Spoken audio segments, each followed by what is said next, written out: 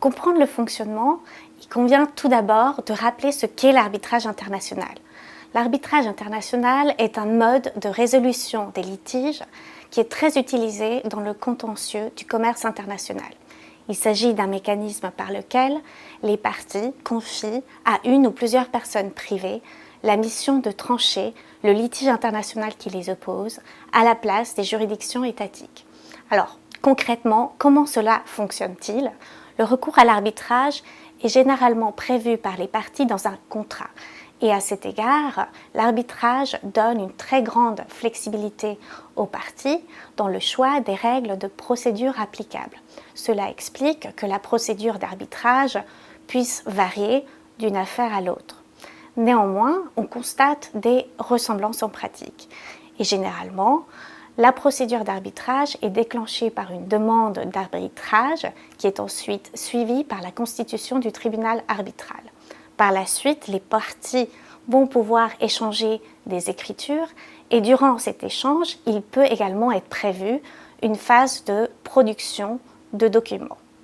Suite à ces échanges, généralement, la procédure va se terminer par une audience finale après laquelle les arbitres vont pouvoir délibérer et rendre une sentence finale tranchant le litige des parties.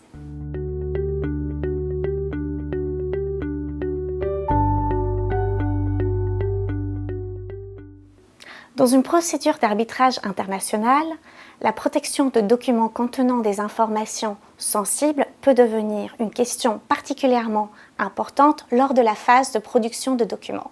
En effet, cette phase permet à chacune des parties de demander à son adversaire des documents qu'elle estime être en possession de ce dernier.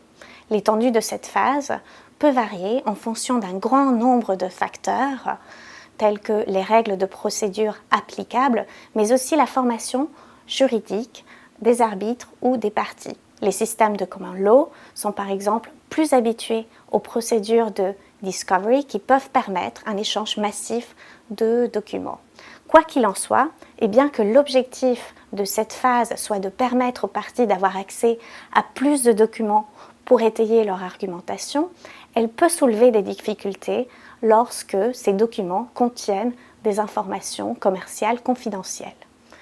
En effet, l'arbitrage a souvent lieu entre des entreprises qui sont des partenaires commerciaux. Et dans ce cadre, on peut comprendre qu'une partie puisse vouloir protéger et ne pas divulguer à son adversaire un savoir-faire spécifique, un procédé de fabrication, des fichiers clients, mais aussi d'autres informations commerciales stratégiques. Et c'est en cela que la protection de ces données peut être importante lors de cette phase.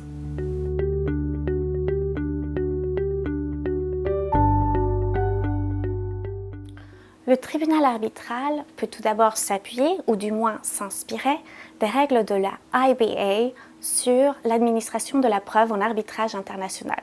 En effet, celles-ci contiennent plusieurs dispositions qui encadrent la production de documents, et bien qu'elles soient d'usage facultatif, il n'est pas rare qu'elles soient invoquées dans la pratique. L'article 9.2e de ces règles permet notamment à un tribunal arbitral d'exclure des documents en raison de leur confidentialité technique ou commerciale. Il est toutefois intéressant de noter que cet article ne contient pas de définition précise de cette confidentialité commerciale ou technique.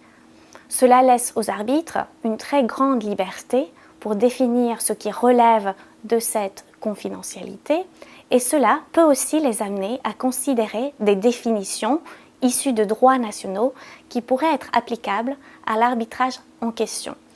À cet égard, il convient de noter qu'en droit français, le secret des affaires est aujourd'hui défini à l'article L151-1 du Code de commerce. Selon cet article, sont protégées les informations qui remplissent 3 critères. Ce sont les informations qui ne sont généralement pas connues du public, qui ont une valeur commerciale potentielle ou effective et qui font l'objet de mesures de protection raisonnables. Cette définition a été adoptée récemment par la loi du 30 juillet 2018 et pourrait ainsi donner aux arbitres un outil supplémentaire pour reconnaître la confidentialité des documents contenant des informations commerciales stratégiques.